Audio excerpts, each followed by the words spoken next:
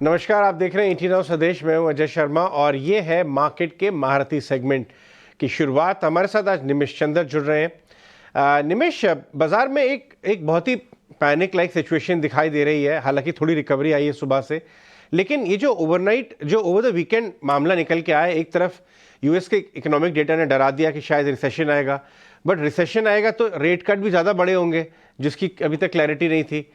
Middle east में एक war like situation हुई, लेकिन वॉर लाइक सिचुएशन के बावजूद भी क्रूड ऑयल प्राइस नीचे आया और येन में एक कैरी ट्रेड रिवर्स हो रहा है, जिसके बारे में 99% भारतीयों को कोई आइडिया नहीं है, क्योंकि वैसे ही बहुत एफआई फ्लोज कौन से आए हैं लास्ट 1.5-2 साल में।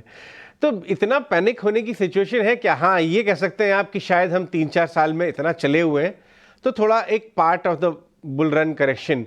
आप अपने हिसाब से समझाइए, इन तीनों मैटर्स में कैसे देखना चाहिए भारतीय इन्वेस्टर्स को। नमस्कार Ajay, always good to be on your show.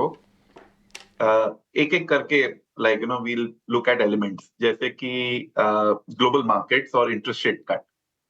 अब जनरली क्या होता है कि जब यूएस फेड पहली इंटरेस्ट रेट कट करता है, तब इट इज एन एक्नॉलेजमेंट कि हाँ, थिंग्स अभी इकोनॉमी में इतने अच्छे नहीं है, स्लो डाउन आ रहा है या रिसेशन आ रहा है। ये एक संकेत होता है पहला कट कि हाँ, कुछ तकलीफें हैं, तो तभी फेड जाके कट करेगा। तो ये एक ऑल्सो एक इंडिकेशन है कि शायद कुछ कंपनीज जहां पे लोगों ने अर्निंग एस्टिमेट बना के रखे हैं, उसमें थोड़े डाउनग्रेड्स आए, क्योंकि इकोनॉमी स्लो हो रही है। तो आगे जाके 6 महीने में कुछ अर्निंग्स डाउनग्रेड आएंगे, और जब अर्निंग्स डाउनग्रेड आते हैं तब वैल्यूएशन ऊपर नहीं जाते, तब वो नीचे आते हैं। तो फर्स्ट फेड रेट कट जो है वो स्लो डाउन का संकेत देता है। सेकंड, अगर मार्केट ऑलरेडी ये डिस्काउंट करके बैठा है कि जब फेड रेट कट होंगे, इंटरेस्ट रेट नीचे जाएंगे और फिर जाके इकोनॉमी अच्छा करेगी, यानी आपने 2-3-4 साल अगर ऑलरेडी डिस्काउंट कर लिए हैं वैल्यूएशन में, तो न्यूज पे उस पे सेलिंग आती है। तो जैसे कि बोलते हैं buy on rumours and sell on news, तो वो भी एक बायस जो है वो इम्पैक्ट करता है। सेकंड, इंडिया जो है वो ग्लोबली हम 3 चीजों से कनेक्टेड हैं। एक, हमारा ट्रेड जो है इंपोर्ट एक्सपोर्ट का, तो शायद ग्लोबल स्लो डाउन की वजह से हमारे एक्सपोर्ट स्लो डाउन हो। सेकंड, जो फ्लोज होते हैं एफआईआई एफडीआई, आपने सही कहा कि इस साल इतने एफआईआई फ्लोज पॉजिटिव नहीं आए हैं, लेकिन अगर वो थोड़ा सेलिंग आता है तो बाजार पे प्रेशर देता है, और जो कि म्यूचुअल फंड या इन्वेस्टर्स थोड़े कैश पे बैठे हुए हैं, वो भी ये सोचेंगे कि मैं बेटर वैल्यूएशन पे बाय करूं, रादर देन कि जब पहली सेलिंग आए मैं जाके बाय करके आऊं। और तीसरा जो हमारा कनेक्शन है ग्लोबल मार्केट से, इज इन्फ्लेशन डिफ्लेशन। अब ग्लोबल स्लोडाउन की वजह से आइडियली ऑयल प्राइस भी नीचे आने चाहिए, but because of geopolitical issues वो ऑयल प्राइसेस भी ऊपर रह रहे हैं, इतना नीचे नहीं आए हैं। तो यानी ऐसा हो रहा है कि ग्लोबल स्लोडाउन का हमें इंपैक्ट आएगा, लेकिन हमारे इंपोर्ट्स कम नहीं होंगे, क्योंकि ऑयल प्राइसेस वहीं टिके हुए हैं। तो दिस इज द ग्लोबल और इंडिया से कनेक्टेड जो सिनेरियोज हैं, उसकी सिचुएशन है। भारतीय मार्केट के वैल्यूएशंस पे आपकी क्या राय है? एक तरफ तो बात यह आती है कि पिछले 3-4 साल में जो रैली हुई है, चाहे वो निफ्टी में हो या ब्रॉडर मार्केट्स में हो, वो कहीं ना कहीं अर्निंग्स ग्रोथ के साथ साथ हुई है। वहीं दूसरी तरफ कुछ लोग ये कहते हैं कि अभी तक जो अर्निंग्स ग्रोथ के साथ रैली हुई है वो ठीक है, लेकिन आगे अर्निंग्स ग्रोथ में डाउनग्रेड्स आएंगे, इसलिए रैली अटक जाएगी और इसलिए हम महंगे दिखने लगेंगे। आप किस तरफ पे ज़्यादा आप बात मानेंगे? तो सेक्टर रोटेशन का तो समय आ गया है। मैं ये कहूंगा कि एक अच्छी कंपनी जो है वो एक अच्छा इन्वेस्टमेंट तभी बन सकती है जब आप उनको राइट वैल्यूएशन पे लें, नहीं तो आपकी कंपाउंडिंग कम होती है।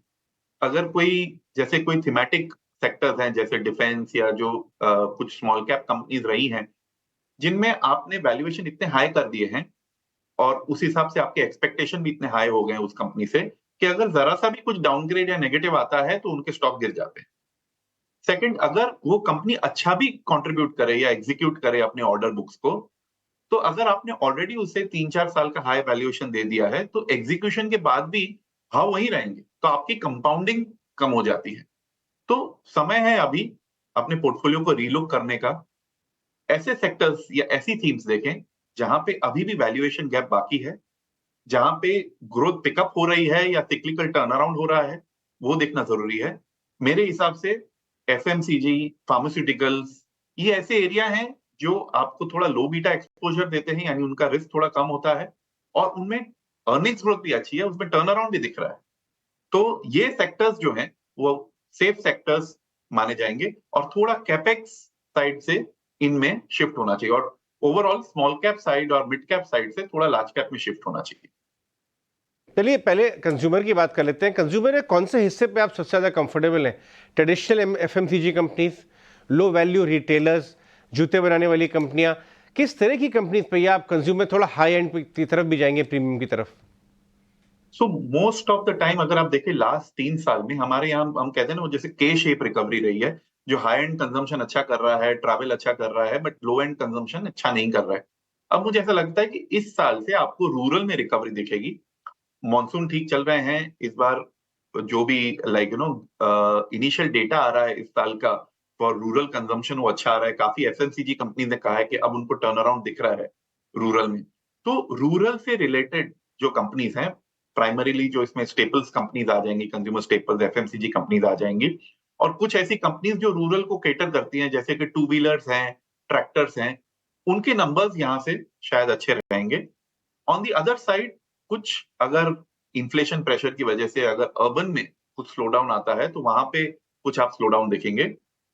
आई वुड ऑल्सो से कि रियल एस्टेट साइकिल लास्ट 2 साल से अच्छी चल रही है। अब हम उस समय पर पहुंच गए हैं जहां पे रियल एस्टेट के जो डाउनस्ट्रीम सेक्टर्स हैं जैसे कि टाइल्स, फॉसेट्स, बिल्डिंग मटेरियल्स, वो शायद अच्छा करेंगे और जैसे ही ऑक्यूपेंसीज बढ़ेंगी यानी इन रियल एस्टेट में जो डिलीवरीज होंगी फ्लैट्स की, फिर कंज्यूमर ड्यूरेबल्स, हाउसिंग लोन्स, ये सब सेक्टर्स अच्छा करेंगे। तो selective downstream real estate place जो हैं उन्हें देखना चाहिए। आपने कैपेक्स से थोड़ा प्रॉफिट बुक करने की सलाह दी है। कौन से हिस्से का कैपेक्स? क्या कैपिटल गुड कंपनीज महंगी हो गई हैं? अभी कुछ दिन पहले तक तो उनको वो ये डेकेडल थीम कहे जा रहे थे।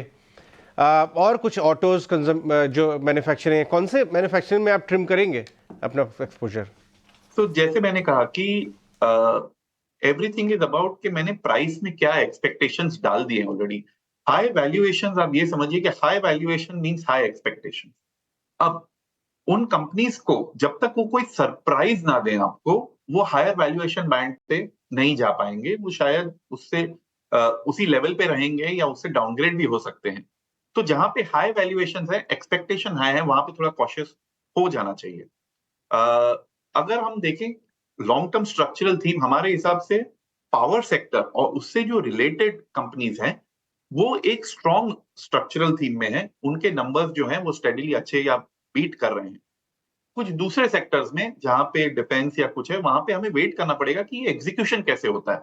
वहां पे थोड़ा सा डिसअपॉइंटमेंट अगर हुआ तो स्टॉक प्राइसेस काफी करेक्ट हो सकते हैं। तो पावर सेक्टर से रिलेटेड जो बिजनेस है वहां कैपेक्स के जो वैल्यूएशंस शायद सस्टेन कर लें।